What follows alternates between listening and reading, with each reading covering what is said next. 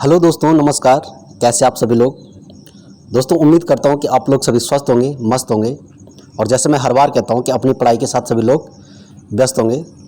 सबसे पहले दोस्तों, आप सभी लोगों का AR UK स्टडी पॉइंट में स्वागत है। दोस्तों, हमने पिछली जो वीडियो देखी दोस्तों, हमने भारत का बेसिक नॉलेज देखा, वर्ल्ड का बेसिक नॉलेज देखा, और साथ साथ ही हमने एक वीडियो और देखी है जो मोस्ट इम्पॉर्टेंट वीडियो दोस्तों, तारों का अध्ययन। क्या देखा था? तारों का अध्ययन देखा था।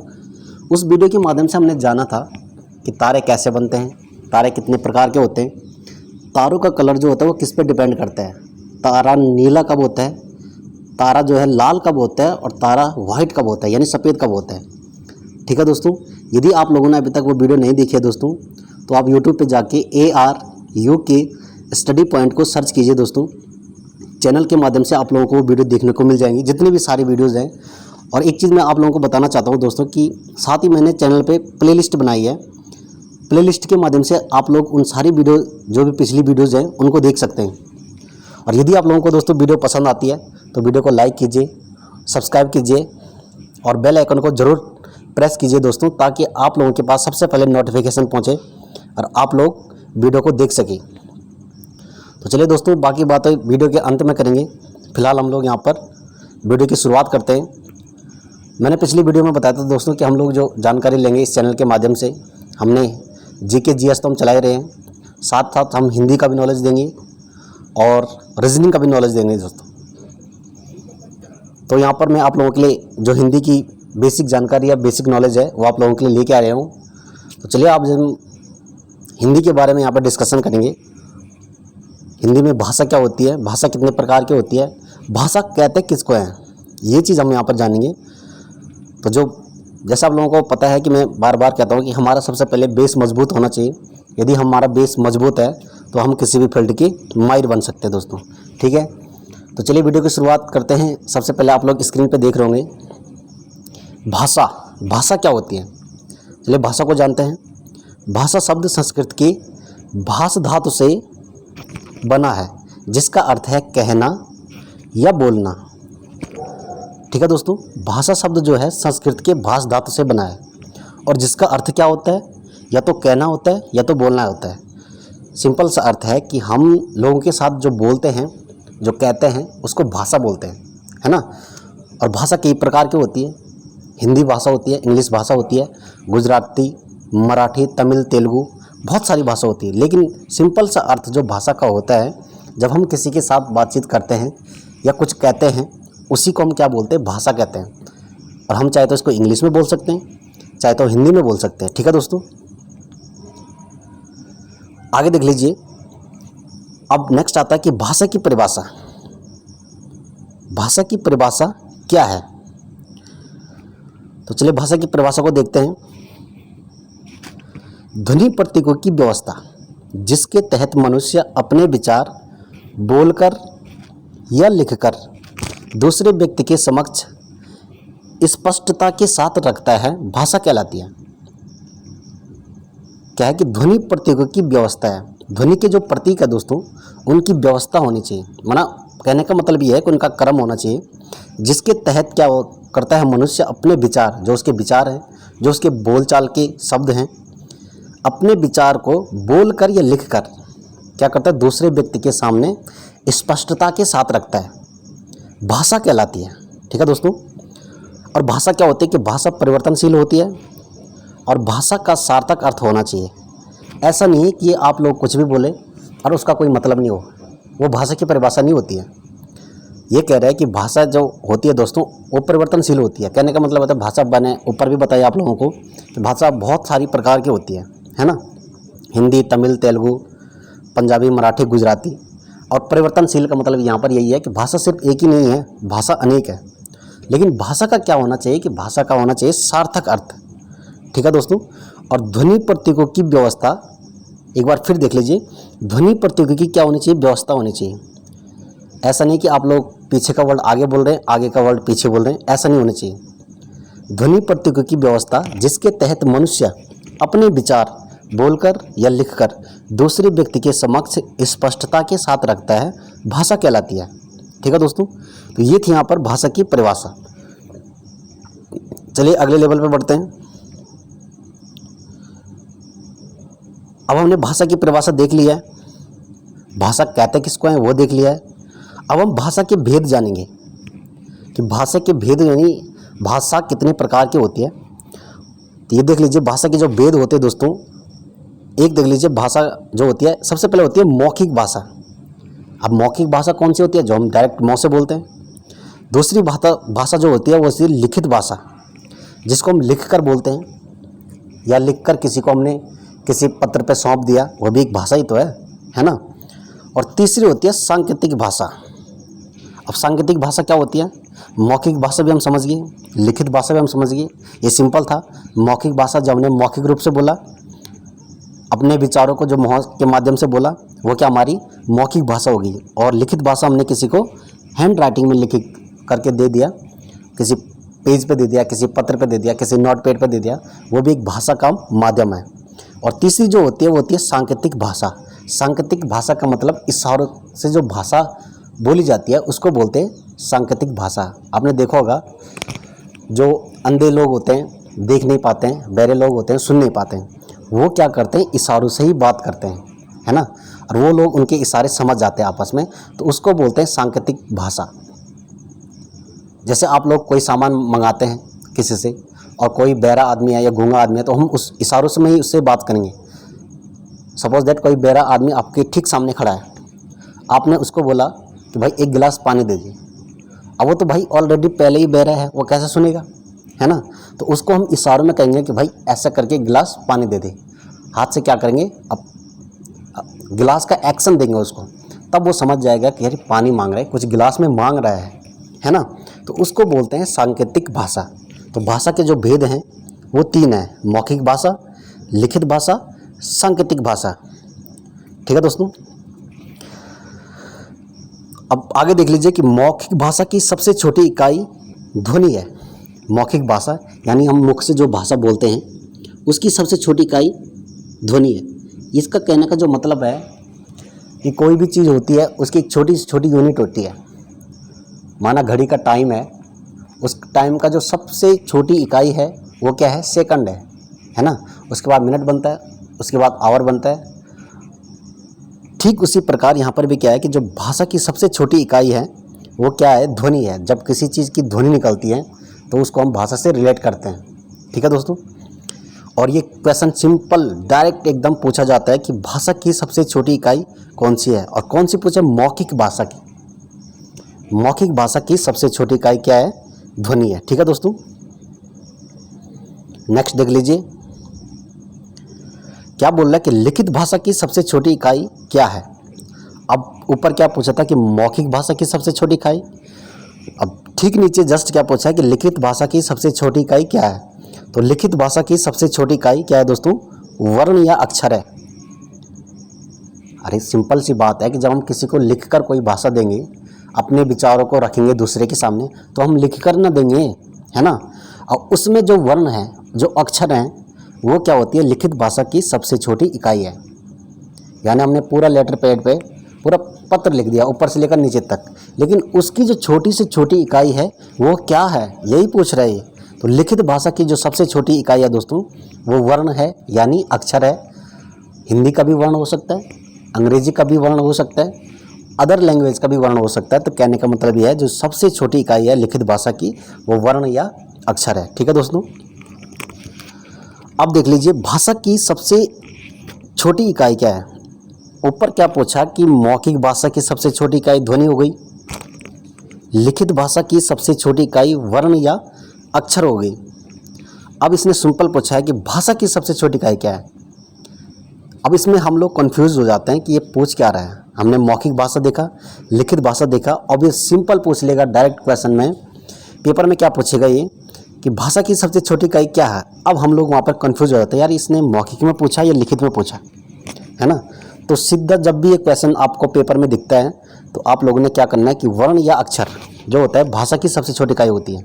हाँ, बशर्त अगर वो मौखिक में दे, लिखित में दे तो एक ही बात है, लेकिन मौखिक में क्या होती है, जो भाषा की सबसे छोटी इकाई होता है ध्वनि होती है। ठीक है दोस्तों। और जब कभी ऐसा पूछ दे कि भाषा की सबसे छोटी इकाई, तो वो वर्ण या अक्षर है। सिर्फ ध्यान इतना रखना है कि मौखिक भाषा की सबसे छोटी इकाई वो चीज़ क्या है, वो ध्वनि है। बाकी चाहे लिखित भाषा की हो चाहे सिंपल डायरेक्ट पूछ ले कि भाषा की सबसे छोटी इकाई क्या है, तो वो क्या है, वर्ण या अक्षर है। ठीक है दोस्तों, अगले लेवल पे बढ़ते हैं। अब ये देख लीजिए कि सबसे प्राचीन भाषा क्या है। भाई भाषा तो बहुत सारी हैं, है ना, लेकिन सबसे प्राचीन भाषा कौन सी है, तो वो हो जाएगी हमारे यहाँ पर मौखिक भाषा। मौखिक भाषा जिसको हम डायरेक्ट मुख से बोलते हैं, वो क्या होगी, मौखिक भाषा हो गई। ठीक है दोस्तों, बढ़ते हैं अगले लेवल पे। अब ये देख लीजिए यहाँ पर हिंदी भाषा का विकास कैसे हुआ। क्या पूछ रहा है कि हिंदी भाषा का विकास कैसे हुआ, यानी जो हमारी हिंदी भाषा थी ये डायरेक्ट हिंदी हुई या इससे पहले भी कोई भाषा थी, ये चीज़ को हम यहाँ पर जानेंगे। तो सबसे पहले देख लीजिए संस्कृत भाषा। सबसे पहले जो शुरुआत में थी दोस्तों, वो थी हमारी संस्कृत भाषा। और संस्कृत भाषा का जो समय था वो था 1500 BC से 500 BC, यानी बिफोर क्राइस्ट। BC का फुल फॉर्म होता है बिफोर क्राइस्ट, ईसा मसीह के जन्म से पहले जो समय होता है ना दोस्तों, उसको बोलते हैं BC, यानी बिफोर क्राइस्ट। और हिंदी में बोलते होता है, हिंदी में क्या बोलते हैं, ईसा पूर्व। ठीक है दोस्तों, संस्कृत भाषा का जो समय था वो था 1500 BC से 500 BC, ईसा मसीह के। मैंने आप लोगों को बताया कि ये चीज़ को बताऊंगा मैं आगे। ईसा मसीह के जन्म से पहले जो समय होता था दोस्तों, उसको हम बिफोर क्राइस्ट बोलते हैं, यानी ईसवी पूर्व। देखा होगा अपने किताबों में लिखा होता है ईसवी पूर्व, ईसा पूर्व, है ना। तो संस्कृत भाषा का समय ये था। अब इसके बाद कौन सी भाषा बनी, सबसे पहले शुरुआत में कौन सी थी, संस्कृत भाषा थी। इसके बाद की जो भाषा बनी वो भाषा आई पौली भाषा। अब पौली भाषा का जो समय था वो था 500 BC से पहली सदी। ये आप लोग देख रहे होंगे स्क्रीन पे, 500 BC बिफोर क्राइस्ट, पहली सदी, है ना। 500 से पहली सदी के बीच जो समय था वो पौली भाषा का समय था। 500 तक तो क्या था, संस्कृत भाषा थी। उसके बाद 500 के बाद पहली सदी तक। अब पहली सदी में क्या हो गया, ईसा मसीह का जन्म हो गया। ठीक है दोस्तों, इससे पहले का जो टाइम था उसको हम ईसा पूर्व के नाम से काउंट करते हैं, और इंग्लिश में BC के नाम से काउंट करते हैं, यानी बिफोर क्राइस्ट। ठीक है दोस्तों, और भाषा कौन सी थी, ये पौली भाषा का समय था 500 से पहली सदी के बीच। अगला लेवल देख लीजिए। उसके बाद की जो भाषा बनी वो बनी प्राकृत भाषा। अब प्राकृत भाषा का जो टाइम पीरियड था, पहली सदी तक तो हमने देख लिया था, पहली सदी तक पौली भाषा का समय था। और उसके बाद जो भाषा थी वो बनी प्राकृत भाषा। प्राकृत भाषा का जो समय था पहली सदी से लेकर 500 सदी तक, यानी पहले साल से लेकर 500 साल तक, इसको हम सदी में काउंट करेंगे। अब हम इसको ईस्वी भी बोल सकते हैं, चाहे तो सदी बोलें चाहे तो ईस्वी बोलें, बात एक ही है। इसमें कन्फ्यूजन नहीं होना है कभी भी कि ये सदी क्या है, ईस्वी क्या है, ईसा पूर्व क्या है ना। तो जो समय था प्राकृत भाषा का वो था पहली सदी से 500 सदी तक, यानी पहले साल से लेकर 500 साल तक वो प्राकृत भाषा का समय था। अब ये पौली जो भाषा थी, ये जो बौद्ध के टाइम के समय की भाषा थी दोस्तों, ये पौली भाषा थी। बुद्ध के जो उपदेश थे, भगवान बुद्ध के जो उपदेश थे, वो पौली भाषा के उपदेश थे। पौली भाषा में उन्होंने ग्रंथ, साहित्य वगैरह जो भी लिखा है वो सारी पौली भाषा का प्रयोग हुआ है। उसके बाद की जो भाषा हुई वो भाषा हुई प्राकृत भाषा। आप लोग देख रहे होंगे स्क्रीन पे प्राकृत भाषा। और प्राकृत भाषा का जो समय था मैंने बताया आप लोगों को, पहली सदी से 500 सदी तक। और प्राकृत भाषा में जैन से रिलेटेड प्राकृत भाषा है दोस्तों, यानी जैन साहित्य जो लिखे गए हैं, जैनों की जो भाषा थी वो कौन सी भाषा थी, प्राकृत भाषा थी। ठीक है दोस्तों, जैन जो उपदेश थे वो प्राकृत भाषा में लिखे गए। अब यहाँ से ये 2 क्वेश्चन डायरेक्ट पूछ लेता है हिंदी में कि बुद्ध उपदेश किस भाषा में लिखे गए हैं, तो ये पौली भाषा में लिखे गए हैं। और जैन के जो उपदेश थे वो किस भाषा में लिखे गए हैं, प्राकृत भाषा में लिखे गए हैं। ठीक है दोस्तों, उसके बाद की जो भाषा आती है दोस्तों, ये हमारी अपभ्रंश भाषा है। कौन सी भाषा है, अपभ्रंश भाषा है। और अपभ्रंश भाषा का जो विकास था 500 सदी से 1000 सदी तक, 500 सदी से 1000 सदी तक, यानी 500 साल से लेकर 1000 साल तक, 500 ईस्वी से 1000 ईस्वी तक, ये अपभ्रंश जो भाषा थी उसका टाइम पीरियड था। ठीक है दोस्तों, और ठीक उसके बाद क्या हुआ कि अपभ्रंश भाषा से हिंदी का विकास हुआ, जिसके बारे में हम यहाँ पे डिस्कशन कर रहे हैं। ठीक है दोस्तों। और हिंदी आप लोग जानते हैं कि हिंदी का जो समय है वो यहाँ पर क्या है, 1000 सदी से यानी 1000 ईस्वी से वर्तमान तक क्या है दोस्तों, ये हिंदी अभी चली रही है। और हिंदी आप लोग देख रहे होंगे कंटिन्यू वर्तमान में चल रही है, तो ये अभी तक समय काउंट है। ठीक है दोस्तों। तो इस प्रकार हमारी जो हिंदी भाषा है उसका विकास हुआ है। सबसे पहले हिंदी भाषा का विकास किससे हुआ है, संस्कृत भाषा से हुआ है। उसके बाद संस्कृत जैसे वो हिंदी भाषा और आगे जाकर ग्रो करी, डेवलप हुई, वो पाली भाषा में बदली और डेवलप हुई और विकास हुआ उसमें, वो प्राकृत भाषा में बदली। उसके बाद और विकास हुआ, अपभ्रंश में बदली और उसके बाद जो और विकास हुआ वो हिंदी में। ठीक है दोस्तों। अब क्या होता है कि हिंदी भाषा जो हमारी यहाँ से स्टार्ट हो गई 1000 सदी से लेकर वर्तमान तक। ठीक है दोस्तों। और सबसे बड़ी बात यह है दोस्तों कि जो अपभ्रंश भाषा है ना, ये हिंदी का बिगड़ा हुआ रूप है। यानी क्वेश्चन कभी कभार क्या पूछ लेता है कि हिंदी का बिगड़ा हुआ रूप निम्नलिखित में से कौन सा है, तो वहाँ पर वो ऑप्शन दे देगा आपको 4, पौली, प्राकृत, अपभ्रंश और संस्कृत, या अदरवाइज कुछ और ऑप्शन देगा। लेकिन अपभ्रंश को वो जरूर डालेगा, क्योंकि हिंदी का जो बिगड़ा हुआ रूप है, हिंदी भाषा का बिगड़ा हुआ रूप क्या है, अपभ्रंश है। ठीक है दोस्तों। तो यहाँ से भी एक क्वेश्चन बनने के चांस हैं। अब देख लीजिए आगे। अब दोस्तों मैंने यहाँ पर क्या किया है कि एक डायग्राम बनाया है। इस डायग्राम के माध्यम से हम लोग समझेंगे मातृभाषा, बोली, उपबोली, राजभाषा और राष्ट्रभाषा, है ना। अब मातृभाषा क्या होती है, बोली क्या होती है, उपबोली क्या होती है, राजभाषा क्या होती है, राष्ट्रभाषा क्या होती है। देखिए दोस्तों, एक्चुअली होता क्या है कि मातृभाषा क्या होती है, जो एक क्षेत्र में बोली जाती है। माना किसी गांव में बोली गई भाषा क्या होती है, हमारी मातृभाषा होती है। और उससे बाहर, उसके बाहर का जो एरिया होता है, यानी उसके आसपास में अगर वो भाषा बोली जाती है तो हमारी क्या होती है, बोली बन जाती है। मातृभाषा हमारे क्षेत्र की भाषा होगी। माना सपोज दैट फॉर एग्जांपल ऐसे समझ लीजिए, एक गांव में जो भाषा बोली जाती है वो हमारी मातृभाषा होगी, जिसको हम सारे गांव वाले जानते हैं किसी भी क्षेत्र में, है ना। तो गांव में जब कोई भाषा बोली जाती है उसको क्या बोलते हैं, मातृभाषा। ये हमारी मातृभाषा है। उसके बाद वो बोली क्या होती है, धीरे धीरे क्या होती है, और 2-4 गाँव से लेकर कुछ एरिया में और जगहों तक फैल जाती है। उसके बाद वो बोली बन जाती है। उसके बाद वो बोली क्या होती है दोस्तों, अगर उस बोली को और 2-4 आगे लोग बोलते हैं, यानी और उसका क्षेत्र बड़ा हो जाता है, तो उसके बाद वो उपबोली में बदल जाती है। और जब इस उपबोली का विकास और बड़ा हो जाता है, इसके क्षेत्र, जब इसका क्षेत्र बढ़ता है, इसके बोलने वालों की संख्या बढ़ती है, तो उसके बाद क्या हो जाता है, ये राजभाषा में बदल जाते हैं।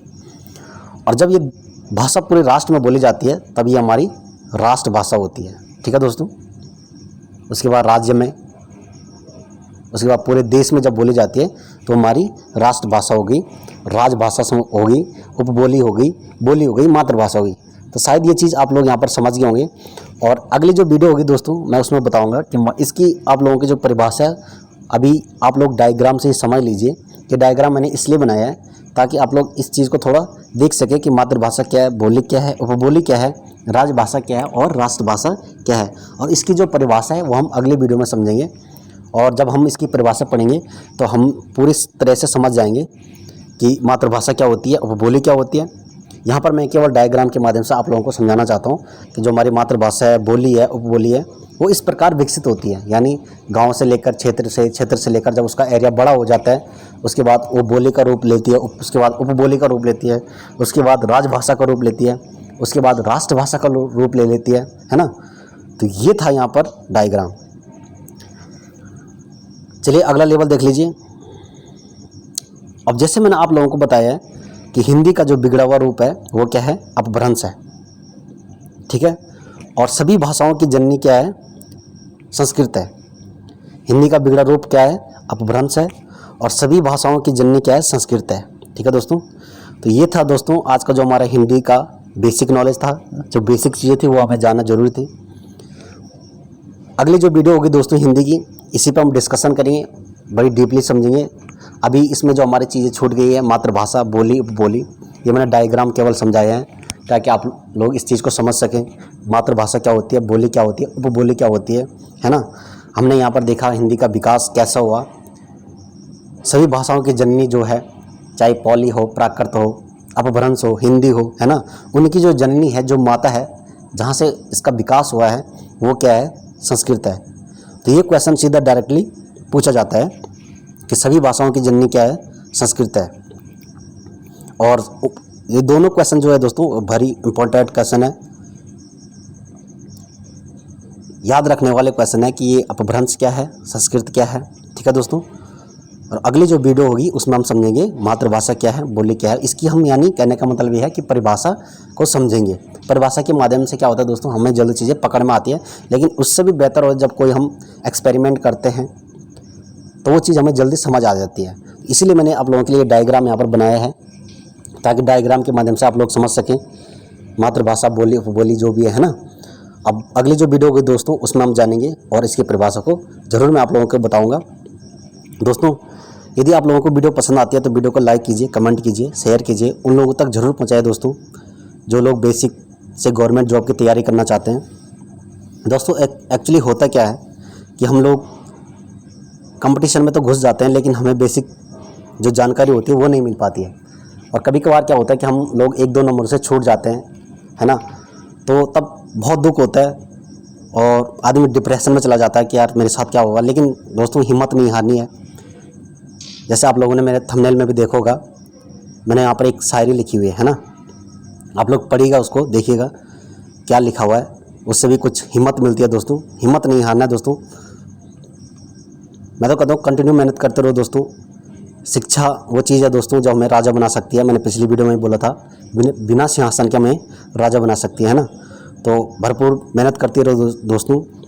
मिलते हैं नेक्स्ट वीडियो में, तब तक के लिए धन्यवाद।